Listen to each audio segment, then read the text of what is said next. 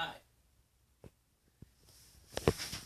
I'm going to try to show you the schematics for this system, this VRF system, and it is in Shaw Hall.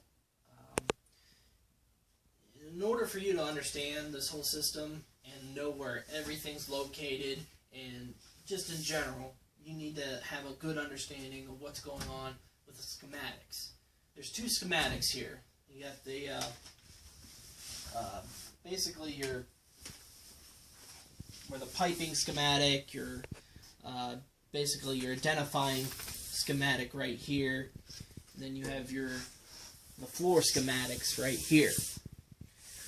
Well, I'm going to try to talk to you right now about the wiring and also the piping schematics right here.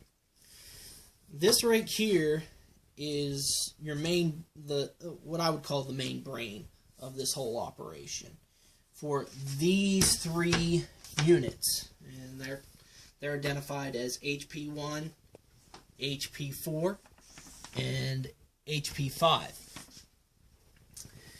And for each one of these units, they have 208, 230 volt, 3-phase going to each one of these units. All of them are identified, and they're all different actually. This one's a Puri 120. I think that's a TJMU-A, and this is a Puri P168 TSMU-A. For some reason, all three of these units are different, but they're all different because they can do different loads and whatnot. But I'm going to talk mainly about HP4. That one's pretty much an easy one for me to try to explain.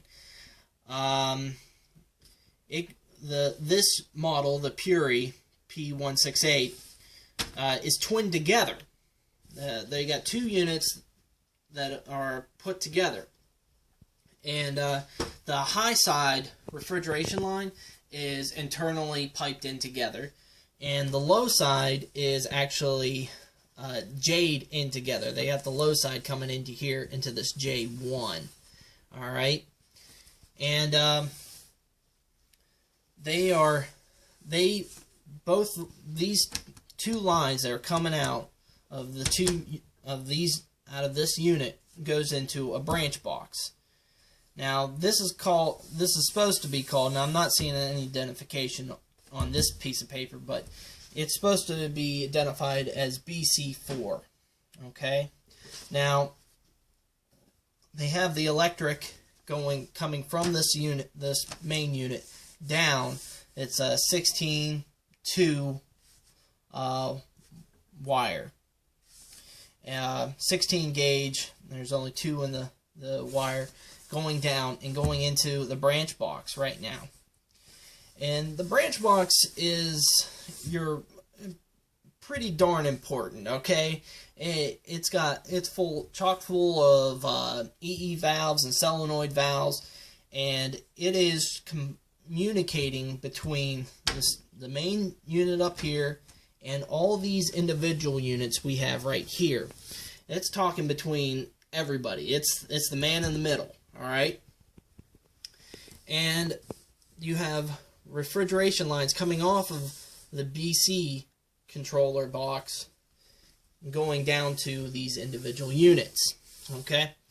And they have but you know, from the main unit down, they have the 16-2 going into this unit, and then just they're jumpered together. They're all connected together, and you know, these individual units have the refrigeration piping obviously coming from the BC, and everybody's trying to communicate between each other so they can say, hey, I need heating, hey, I need cooling, hey, this and that, and the BC allows for that refrigerant to flow in the direction that it needs to be flowing. Down here are CRs, but in industry we call them ME controllers. They're basically just your thermostat switch. It tells you if you want to be hot or cold, what set points you want it to be in, or parameters. Some of these units you'll find that they have one ME controller controlling 2 units. That's something you got to pay attention for, obviously. Now, they are even further identified, and this is a really important one. As much as it's 013, as we're going to see right here, it's really called FCU 301 and FCU 302 and so on. Okay? That is how this schematic is trying to be broken down into. Now I'm probably going to try to show you how it's actually looking at in the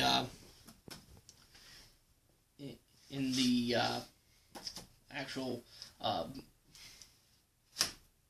hard plans here over here. Okay, I've been mentioning to you HP4. Well, this is the roof schematic of this building. This is facing north right here. So HP4 is the furthest north unit. Now they also have HP5 right next to it, and HP1, 3, and 2, obviously. And this is a giant air handler here, makeup air, MAU. MAU. So I'm going to just talk to you about HP4. And HP4, the units up there, they go, the 2 low pressure and high pressure lines go down to the 2nd floor.